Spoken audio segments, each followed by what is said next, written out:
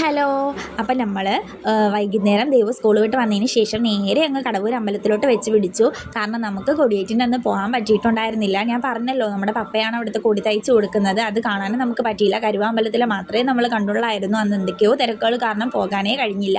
അതുകൊണ്ട് നമ്മൾ ദേവൂട്ടിനെ കുഞ്ഞിയെ ഒന്ന് അമ്പലത്തിൽ കൊണ്ട് തൊഴിയിക്കാനും അവിടുത്തെ കാര്യങ്ങളൊക്കെ ഒന്ന് കാണിച്ചു കൊടുക്കാമെന്നൊക്കെ കരുതിയിട്ട് കൊണ്ടുപോയാണ്. അപ്പം ദേവൂട്ടിന് ആദ്യമേ തുള്ളിച്ചാടി വരുന്നത് അവിടുന്ന് പാനിപ്പൂരിയും കോളിഫ്ലവറും അതും ഇതൊക്കെ കഴിക്കാനാണ്. അപ്പം ഞാൻ പറഞ്ഞ് നമുക്ക് തൊഴുതിറങ്ങിയിട്ട് ഇതൊക്കെ കഴിക്കാമെന്ന് പറഞ്ഞിട്ട് ഞങ്ങൾ നേരെ പോയി കുറച്ച് നേരം ആ പടിയിലൊക്കെ ഒന്ന് ഇരുന്നു. അതിനുശേഷം നമ്മൾ അമ്പലത്തിലേക്ക് കയറി തൊഴുത്. അപ്പോൾ കുറേ കുട്ടികളൊക്കെ അവിടെ ശയന പ്രദർശനമൊക്കെ ചെയ്യുന്നുണ്ടായിരുന്നു.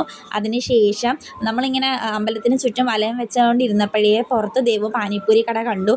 പിന്നെ ദേവുവിന് അങ്ങ് എങ്ങനെയെങ്കിലും പ്രാർത്ഥിച്ചിട്ട് വെളിയിൽ ഇറങ്ങിയാൽ മതിയായിരുന്നു. പിന്നെ ദേവുവിനോട് അങ്ങനെ പറഞ്ഞാൽ പറ്റില്ല, ദേവു പ്രാർത്ഥിക്കണം, മാമ്പാട്ടിയെടുത്ത് പ്രാർത്ഥിക്കണം, എല്ലാവർക്കും വേണ്ടി പ്രാർത്ഥിക്കണം എന്നൊക്കെ പറഞ്ഞിട്ട് പ്രാർത്ഥിച്ച് പിന്നെ ആൾക്കങ്ങ് ആവേശമായിരുന്നു. അങ്ങനെ പ്രാർത്ഥിക്കുക.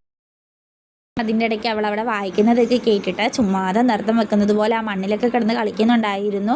അതിനുശേഷം പിന്നെ ദേവൂട്ടന് വേണ്ടുന്നതെല്ലാം അവൾ അപ്പോഴേ കരഞ്ഞു പിടിച്ച് വാങ്ങിച്ചിട്ടുണ്ടായിരുന്നു. അപ്പോൾ ഇന്നത്തെ വീഡിയോ ഇത്രയേ ഉള്ളൂ. വീഡിയോ ഇഷ്ടപ്പെട്ടാൽ എൻ്റെ ചാനലൊന്ന് സബ്സ്ക്രൈബ് ചെയ്യണേ.